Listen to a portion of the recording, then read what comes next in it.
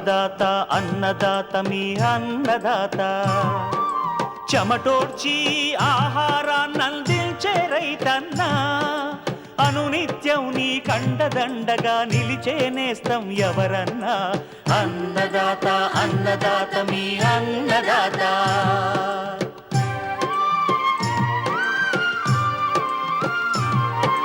నూతన రీతుల సాగుబడికి నూరింతలు పెరిగే దిగుబడికి సూచనలిచ్చే సస్య రక్షణకు పశు పోషణకి శాస్త్ర విజ్ఞానం అందించి ముందుకు నడిపే తెలుగు రైతు భారతదేశానికి మకుటం అయ్యేలా తీర్చిదిద్దే ఆశయంతో మిమ్ము మేలు కొలిపేది అన్నదాత అన్నదాత అన్నదాత మీ అన్నదాత అన్నదాత అన్నదాత మీ అన్నదాత. అన్నదాత ప్రేక్షకులకు నమస్కారం. ఈనాటి ముఖ్యాంశాలు: ఉద్యాన పంటలను నష్టపరుస్తున్న పండు ఈగ నివారణ, అంటుకట్టిన మొక్కలతో తీగజాతి కూరగాయల నుంచి అధిక దిగుబడులు, వరంగల్ జిల్లా రైతు సోదరుల అనుభవాలు, గొర్రెల్లో పారుడు రోగం లేదా పీపీఆర్ వ్యాధి నివారణ,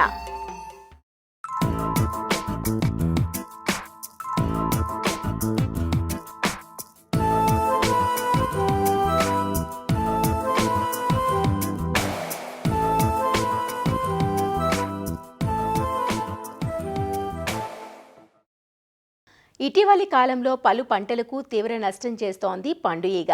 ముఖ్యంగా పండ్ల తోటలైన మామిడి, జామ, రేగు, బొప్పాయి, అరటి, అలాగే తీగజాతి కూరగాయలైన బీర, కాకర, సొర, గుమ్మడి, పుచ్చ వంటి పంటల్లో దీని నష్టం అధికంగా కనబడుతోంది. కాయ నాణ్యతను దెబ్బతీసే ఈ పండు ఈగ వల్ల దాదాపు 30-50% పంట నష్టం జరుగుతోందని అంచనా. కాయలు పెరగకుండానే పండిపోతుంటే పండు ఈగ నష్టంగా గుర్తించాలి. ఈ పురుగును గుర్తించేటప్పటికే చాలా వరకు నష్టం జరిగిపోయి ఉంటుంది. కాబట్టి రైతులు సాగు ప్రారంభం నుంచే ఒక పద్ధతి ప్రకారం సమగ్ర చర్యలను ఆచరణలో పెట్టాలి. ముఖ్యంగా ఎర్రను ఉపయోగించి ఈ పండు ఈగను సమర్థవంతంగా నివారించాలంటూ ఉద్యాన పంటల్లో పండు ఈగ నష్టం నివారణ గురించి తెలియజేస్తున్నారు ఆచార్య ఎన్జీ రంగా వ్యవసాయ విశ్వవిద్యాలయం, శ్రీకాకుళం జిల్లా నైరా వ్యవసాయ కళాశాల విస్తరణ విభాగం అధ్యాపకులు డాక్టర్ డి చిన్నమనాయుడు. ఉద్యానవన పంటల్లో ప్రత్యేకించి తీగజాతి కూరగాయల్లో కానీ పండ్ల తోటల్లో కూడా ఈ పండు ఈగ అనేది ఒక పురుగు ఎక్కువగా ఆశించి పంటకు నష్టం కలిగచేయడం అనేది జరుగుతుంది. ముఖ్యంగా ఏంటంటే మనకి పండ్ల తోటల్లో చూసుకుంటే మామిడిలో కానీ లేదా పపాయాలో కానీ లేదంటే జామలోని, తర్వాత తీగజాతి కూరగాయల్లో బీర కానీ కాకర కానీ ఇలాంటి వాటిల్లో కూడా ఆనప ఇలాంటి వాటిల్లోని, అలాగే వాటర్ మిలాన్లో కూడా ఇటీవలి కాలంలో ఈ పండు ఈగ ఉధృతి ఎక్కువగా ఉండడం అనేది గమనిస్తున్నాం. ప్రత్యేకించి మామిడిలో కనుక మనం చూసామనుకుంటే కాయ తయారవుతున్న దశలోనే ఈ పండు ఈగ తాలూకా తల్లి పురుగు ఆ కాయ మీద నుంచి సుమారుగా 500 గుడ్లు పెట్టేస్తుంది. ఈ విధంగా పంటను బట్టి ఏ పంట అందుబాటులో ఉండి కాయ తయారయ్యే దశలో అది తయారీకి ఇంకొంచెం టైం, ఒక నెల రోజులు టైం ఉంటుందనగా ఈ పండు ఈగ ఆశించి దాంట్లో లోపల గుడ్లు పెట్టేస్తుంది. ఈ ఏవైతే గుడ్లు లోపల ఉంటాయో అవి కాయ తయారవుతున్నప్పుడు ఆ సమయంలో లోపల పెట్టిన గుడ్లన్నీ కూడా పొదిగి గొంగల పురుగులుగా మారుతాయి. అవి ఎలాగంటే మనకు చూస్తే చిన్న బియ్యపు గింజ కన్నా కొంచెం పొడవుగా ఉండి గోధుమ కలరు రంగులో ఉన్నటువంటి గొంగల పురుగులు కూడా లోపల ఉంటాయి. ఈ విధంగా కాయ లోపల, పండు లోపల తయారైనటువంటి ఈ పండు ఈగ తాలూకా మ్యాగెట్స్ లోపల ఉన్నటువంటి గుజ్జును తినడం అనేది జరుగుతుంది. అదేవిధంగా ఇది కాయలో గుడ్లు పెట్టడానికి చేసిన రంధ్రాల ద్వారా ఈ తేమ ఉండటం వల్ల అక్కడ శిలీంధ్రం కానీ బాక్టీరియా చేరిపోయి అక్కడ లోపల ఉన్నటువంటి గుజ్జు అంతా కూడా చనిపోవడం, కణజాలం కూడా చనిపోయి గుజ్జు కులిపోయినట్టు కనిపిస్తుంది. ఈ విధంగా 20-30% వరకు కూడా మనకు నష్టం కలుగుతుంది. ఒక్కొక్కసారి సరైనటువంటి సస్యరక్షణ చర్యలు కానీ లేదా తోట యాజమాన్యం కానీ సక్రమంగా చేయకపోతే 75% వరకు కూడా ఈ పండ్లన్నీ కూడా పండు ఈగ ఆశించి ఈ నష్టం కలగడం అనేది జరుగుతుంది. దీనికోసం మొదటగా మనం చూస్తే కనుక తోటను శుభ్రంగా ఉంచుకోవడం అనేది ముఖ్యమైన అంశం. ఒకే రకమైనటువంటి తోట పంటలను వేయడం అనేది చాలా ముఖ్యమైన అంశం. మామిడి వేస్తే 1 లేదా 2 రకాలు లేదా ఒకే సమయంలో కోతకు వచ్చే రకాలను వేసుకోవాలి. అది కూరగాయల పంటలైనా తీగజాతి కూరగాయలైనా కానీ వీలైనంత వరకు ఒకే సమయంలో కోతకి వచ్చేటువంటి రకాలను కానీ పంటలను కానీ వేసుకున్నప్పుడు ఈ పండు ఈగ ఉధృతిని మనం తప్పనిసరిగా తగ్గించుకోవడానికి అవకాశం ఉంటుంది. అదేవిధంగా ఈ పండు ఈగ తాలూకా ప్యూపా దశలు ఏమంటే భూమిలో ఉండి అవి భూమిలోనే ప్యూపా దశను పూర్తి చేసుకొని మనకి తల్లి పురుగులు బయటికి రావడం అనేది జరుగుతుంది. కాబట్టి భూమిలో ఈ కోశస్థ దశలు ప్యూపా దశలు ఉంటాయి కాబట్టి మొక్క మొదల్లో మనం కొంచెం వరకు ఒక 15 నుంచి 20 సెంటీమీటర్ల వరకు మట్టిని కదిలించి వేయాలి. లేదంటే పొలాన్ని వేసవిలో కానీ దున్నుకోవడం అనేది తప్పనిసరిగా చేయాలి. తోట మధ్యలో ట్రాక్టర్లతో కానీ పవర్ టిల్లర్తో దున్నుకోవడం, లేదా మొక్క మొదల్లో ఏంటంటే చిన్న చిన్న పవర్ వీడర్స్ని కానీ చేయటం, లేదా గడ్డపారలతో మట్టిని తిరగేసినప్పుడు ఈ ప్యూపా దశలన్నీ బయటకు వచ్చి కొంతవరకు నాశనం అవడం జరుగుతుంది. అదేవిధంగా ఈ మొక్క మొదల్లో ఉన్నటువంటి మట్టిలో మనకి మిథైల్ పెరాథైన్ అనేటువంటి ఒక పురుగు మందు తలక డస్టింగ్ అది కనుక చేస్తే ఆ భూమి కింద పొరల్లో ఉన్నటువంటి కోశస్థ దశలన్నీ కూడా మనకు నివారించడానికి అవకాశం ఉంటుంది. ఈ పండు ఈగ నివారణ కోసం మన లింగాకర్షక బుట్టలు కూడా వాడుకొని సమర్థవంతంగా నివారించుకోవడానికి అవకాశం ఉంది. ఇవేంటంటే ఈ లింగాకర్షక బుట్టలు ఏంటంటే ఈ పండు ఈగ తాలూకా మగ పురుగుల్ని ఆకర్షించడం అనేది జరుగుతుంది. ఇవన్నీ కూడా ఇప్పుడు అన్ని పంటలకు కూడా మామిడి కానీ జామ తోటలు కానీ కూరగాయల తోటల్లో కూడా ఈ లింగాకర్షక బుట్టలు అనేవి ఇప్పుడు అందుబాటులో ఉన్నాయి. ఇదేంటంటే ఇది మిథైల్ యూజినాల్ అని చెప్పేసి ఒక రసాయనాన్ని వాడుతూ అదే మనకి ల్యూర్లా దీన్ని ఒక చెక్క ముక్క లాంటి ల్యూర్ ఉంటుంది. దీనికి డబ్బాలు ఉంటాయి, పసుపు రంగు డబ్బాలు, ప్లాస్టిక్ డబ్బాలు. ఇవి మనకి ఎకరానికి 4 అయితే కనుక మన నిఘా కోసం పెట్టుకుంటాం.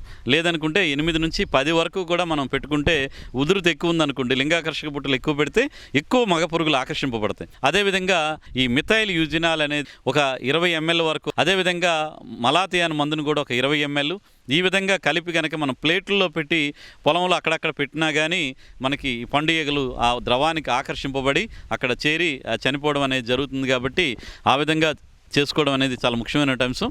ఈ రసాయనాలు కనుక చూస్తే ల్యాండా సైలోత్రిన్ అని చెప్పేసి ఒక మందు ఉంటుంది. అదైతే కనుక 2 మిల్లీలీటర్లు 1 లీటర్ నీటికి కలిపి పిచికారీ చేసుకోవడం కానీ, లేదా కనుక ఈ థయామిథాగ్జామ్ 0.4 మిల్లీలీటర్లు 1 లీటర్ నీటికి చెప్పిన కలిపి మనం పిచికారీ చేసుకోవటం.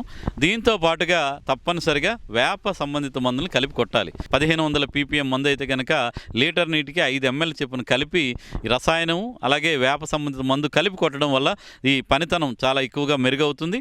అదేవిధంగా ఇదేంటంటే పండు ఈగ ఆశించిన తర్వాత చాలా వరకు తయారవుతున్న కాయలు రాలి కింద పడిపోతుంటాయి. ఆ పడిపోయినటువంటి కాయల్ని రైతు సోదరులు వాటిని సేకరించుకొని భూమిలో పాతిపెట్టడం కానీ మంట పెట్టి తగలబెట్టి ఆ పడిపోయినటువంటి కాయల్ని కూడా శుభ్రం చేయాల్సిన అవసరం ఉంది. మరి రైతు సోదరులు కూరగాయలు వేసేవాళ్ళు, పండ్ల తోటలు వేసేవాళ్ళు ఈ విధమైనటువంటి జాగ్రత్తలు తీసుకుంటే పండు ఈగ తాలూకు నష్టాన్ని చాలా వరకు తగ్గించుకొని నాణ్యమైనటువంటి ఉత్పత్తుల్ని మనం మార్కెట్ చేసుకోవడానికి, ఎక్స్పోర్ట్ చేసుకోవడానికి అవకాశం ఉంటుంది.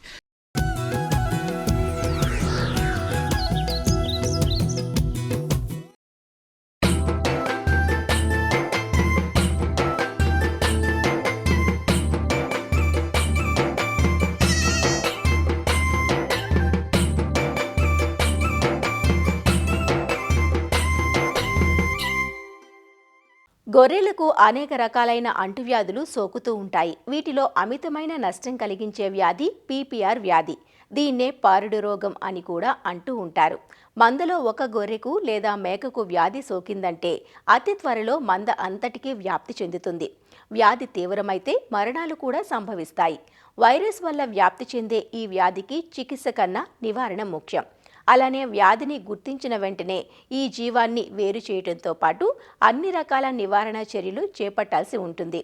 గొర్రెలు, మేకల్లో వ్యాప్తి చెందే పీపీఆర్ వ్యాధి లక్షణాలు, నివారణ చర్యల గురించి రంగారెడ్డి జిల్లా ఇబ్రహీంపట్నం మండల పరిధిలోని వెలిమినేడు పశు వైద్య కళాశాల పశు వైద్యులు డాక్టర్ వై ఆనంద్ రెడ్డి నుంచి తెలుసుకుందాం. గొర్రెల, మేకల పెంపకదారులలో ఆర్థిక నష్టాన్ని కలిగించే అతి ముఖ్యమైన వ్యాధులలో గొర్రెలలో మూతివాపు, మేకలలో దొబ్బరోగము కాకుండా ఈ రెండింటికి ఆర్థిక నష్టాన్ని కలిగించే వ్యాధి పుర్రు రోగము, పారుడు రోగము. దీన్ని పీపీఆర్ అని అంటారు.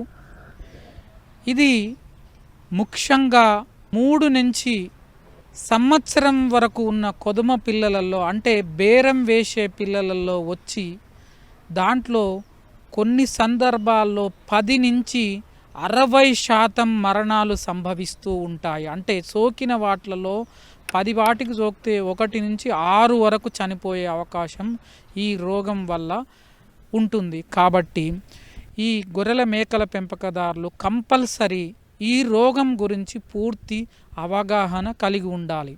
ఈ పీపీఆర్ ఆర్ పురు రోగము ముఖ్యంగా వైరస్ వల్ల సోకుతుంది. మర్బిలీ వైరస్ అనే ఒక వైరస్ వల్ల ఒక అనారోగ్యవంతమైన గొర్రె నుండి ఆరోగ్యవంతమైన గొర్రెకు సోకుతుంది. ఇది వేటికి సోకుతుందంటే మేకలు, గొర్రెలు, జింకలు ఇట్లాంటి వాటికి కూడా ఈ పుర్రోగం అనేది వస్తుంది. ఒక గొర్రె నుంచి ఇంకొక గొర్రెకు చాలా తొందరగా వ్యాప్తి చెందే వ్యాధి అన్నట్టు. ఈ వ్యాధి సోకిన గొర్రె పిల్లలు కానీ, మేకలు కానీ, పెద్ద గొర్రెలు కానీ పారుకోవడం జరుగుతుంది. ఈ పారుకోవడం వల్ల ఈ పేడలో ఈ వైరస్ అనేది వస్తుంది. ఈ పేడ వేసిన దగ్గర వేరే ఆరోగ్యవంతమైన మంద వచ్చి మేసినప్పుడు ఆ మందకు ఈ రోగం అనేది సంక్రమిస్తుంది. రోగం సోకిన గొర్రె పిల్లలు దగ్గుతుంటాయి. ఈ దగ్గినప్పుడు ఈ ఎరోజాల్స్ ద్వారా ఒక గొర్రె నుంచి ఇంకొక గొర్రెకు వ్యాప్తి చెందడం జరుగుతుంది.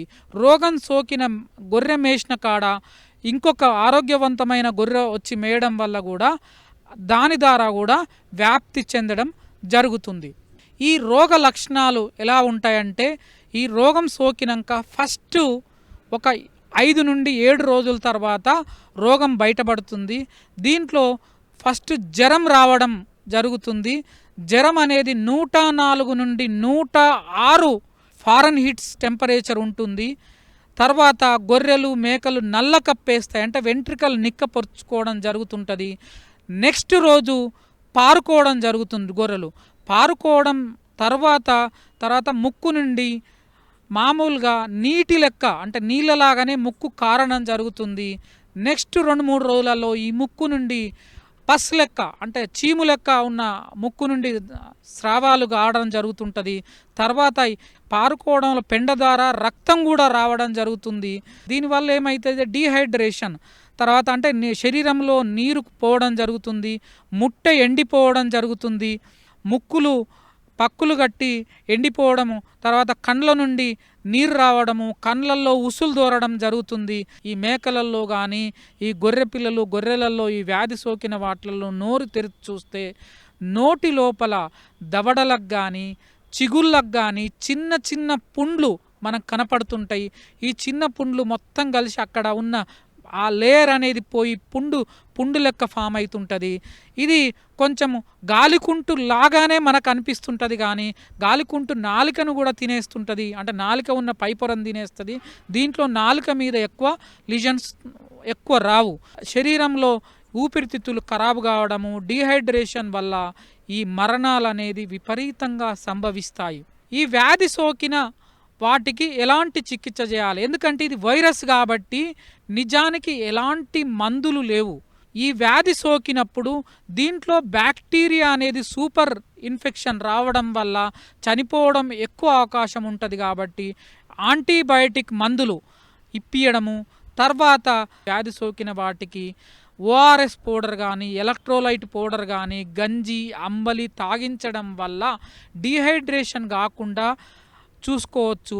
అలాగే జ్వరం విపరీతంగా ఉంటుంది కాబట్టి జ్వర నివారణ మందులు ఇప్పియడం వల్ల కొన్ని వాటిని బతికించే అవకాశం ఉంటుంది. కానీ చికిత్స కంటే నివారణ అతి ముఖ్యమైనది. కాబట్టి గొర్రెల కాపర్లు, మేకల కాపర్లు కంపల్సరీ దీనికి ఏంటంటే పీపీఆర్ ప్రభుత్వ ఆధ్వర్యంలో ప్రతి సంవత్సరము పీపీఆర్ వ్యాక్సినేషన్ ప్రోగ్రాం అనేది ఉంటుంది. చలికాలము తర్వాత ఎండాకాలం మొదట్లో కూడా ఈ వ్యాక్సినేషన్ ప్రోగ్రాం ఉంటుంది. కాబట్టి పశువైద్యాధికారులు మీ ఊర్లోకి వచ్చినప్పుడు తప్పనిసరిగా విధిగా మన గొర్రెలకు, మేకలకు ఈ పీపీఆర్ వ్యాక్సిన్ ఇప్పించడం వల్ల ఈ రోగం అనేది మన దొడ్లోకి రాదు. ఊర్లో అందరు ఇప్పియడము, మన మండలంలో అందరు ఇప్పియడం వల్ల ఈ రోగం అనేది సంపూర్తిగా మన రాష్ట్రం నుంచి కూడా వెళ్ళిపోయేలా చూడవచ్చు. కాబట్టి ఈ టీకాలు ప్రతి సంవత్సరం విధిగా వేయించుకోవాలి.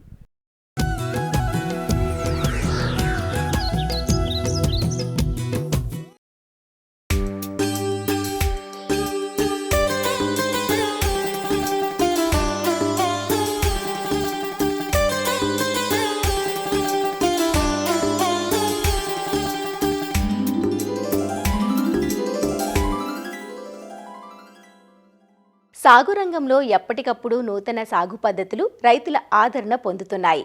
ప్రస్తుతం కొన్ని రకాల కూరగాయ పంటల్లో అంటుమొక్కలు వాడే పద్ధతి ప్రాచుర్యంలోకి వస్తోంది. నారు మొక్కలు కదా వాడేది, అంటుమొక్కలంటారేంటి అంటారా? అడవి వంగ, బూడిద గుమ్మడి వంటి వాటి వేరు మూలాలపై కూరగాయ నారును అంటుకట్టడం వల్ల అనేక ప్రయోజనాలున్నాయి. పంట చీడపీడలను తట్టుకొని దీర్ఘకాలం పాటు ఫలసాయాన్నివ్వడమే కాక అధిక దిగుబడి వస్తుంది. వరంగల్ జిల్లాకు చెందిన రైతు సోదరులు అంటుకట్టిన బీర, కాకర, దొండ నారును నాటి దిగుబడుల సునామీని సృష్టిస్తున్నారు. సాధారణ పద్ధతిలో పోలిస్తే 3 నుంచి 4 రెట్లు అధిక దిగుబడులు సాధిస్తున్నారు. వారి అనుభవాలను మనము చూసేద్దాం రండి.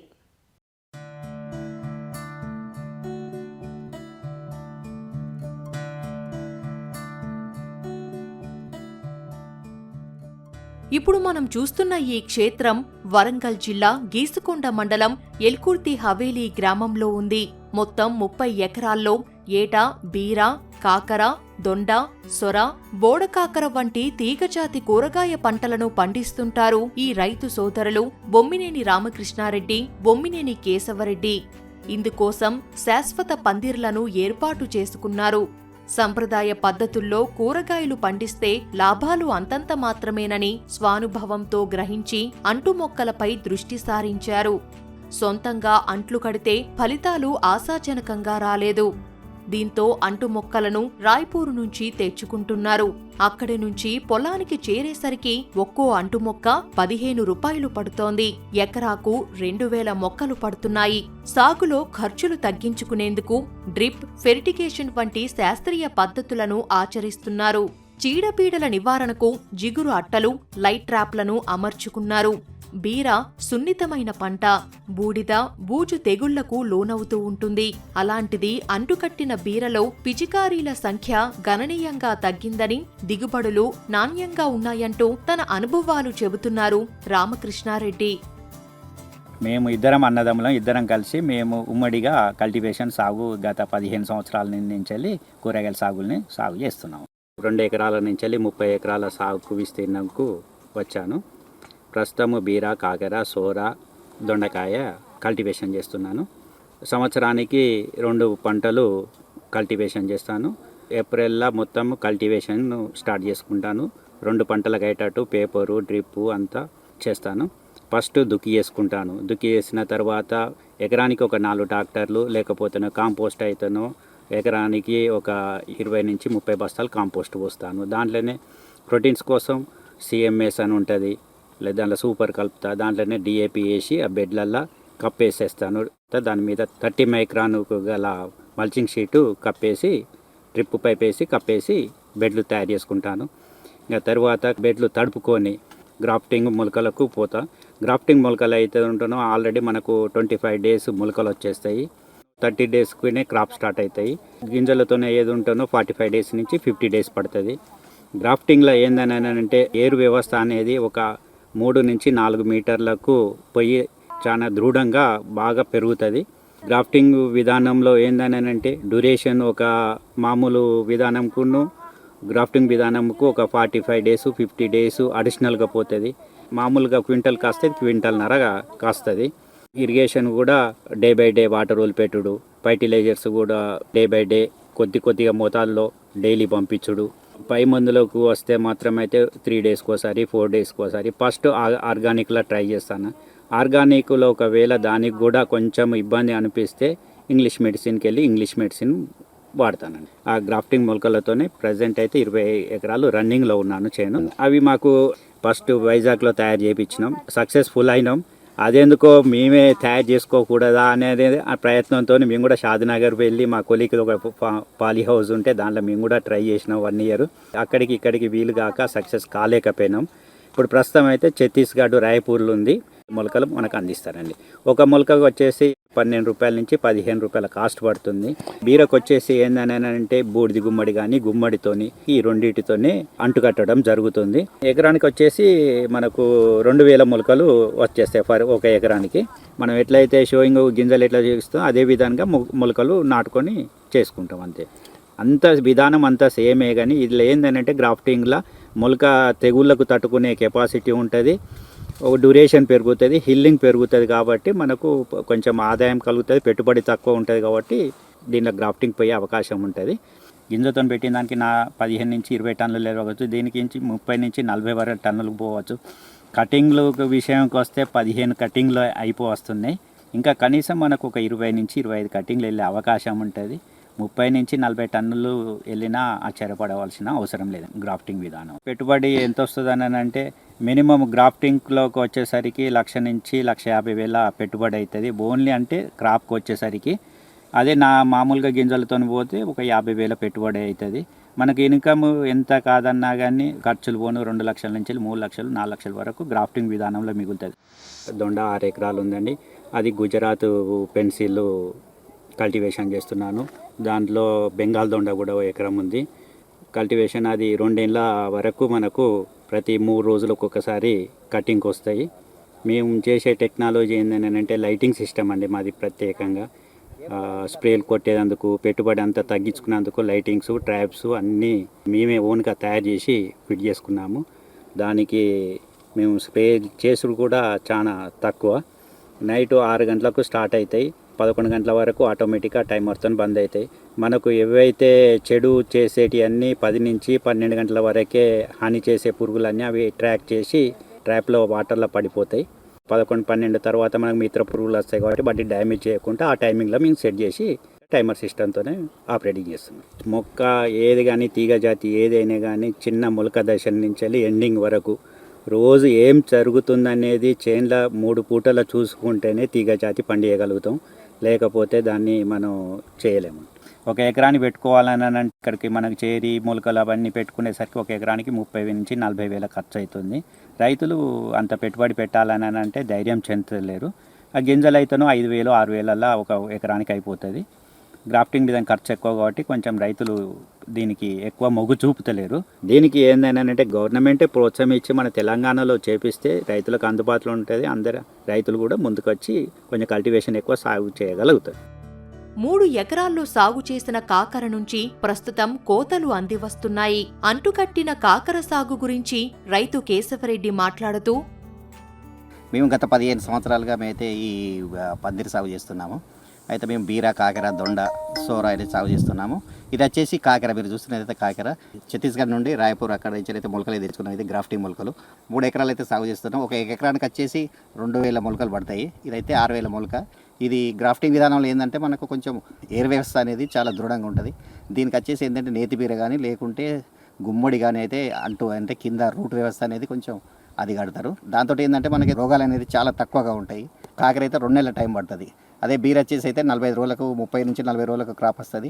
అడుగు మందులు కూడా మనం ఏంటంటే 1919 కానీ లేదా 2828 కానీ 1261 అయితే మనం అడుగు మందులు ఇచ్చుకోవాలి. పై స్ప్రేలు కూడా మామూలుగా ఏంటంటే గ్రాఫ్టింగ్ కాబట్టి కొంచెం డిసీజ్ అనేది చాలా తక్కువ ఉంటాయి. మామూలుగా నార్మల్ మందులు పై స్ప్రే చేసుకోవచ్చు 3 డేస్కి ఒకసారి. ఎందుకంటే బీరలకు ఉన్నంత డిసీజ్ అయితే కాకరకు చాలా తక్కువగా ఉంటాయి.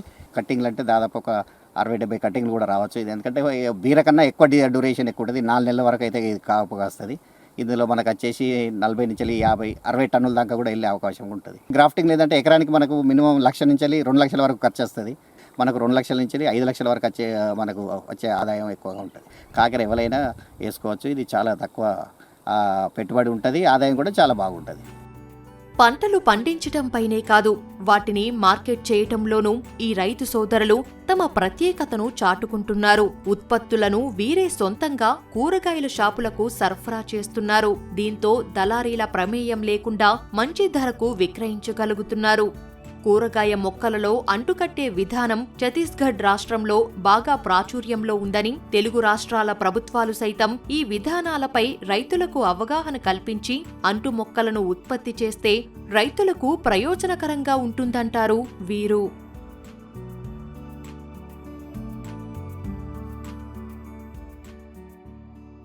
మరిన్ని విభిన్న అంశాలతో రేపటి అన్నదాతలో మళ్ళీ కలుసుకుందాం. నమస్కారం.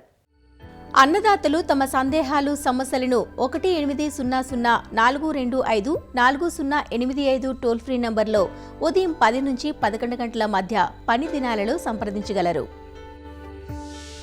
ఈ కార్యక్రమాన్ని యూట్యూబ్లో www.youtube.com/annadata ETV లింక్ ద్వారా వీక్షించవచ్చు.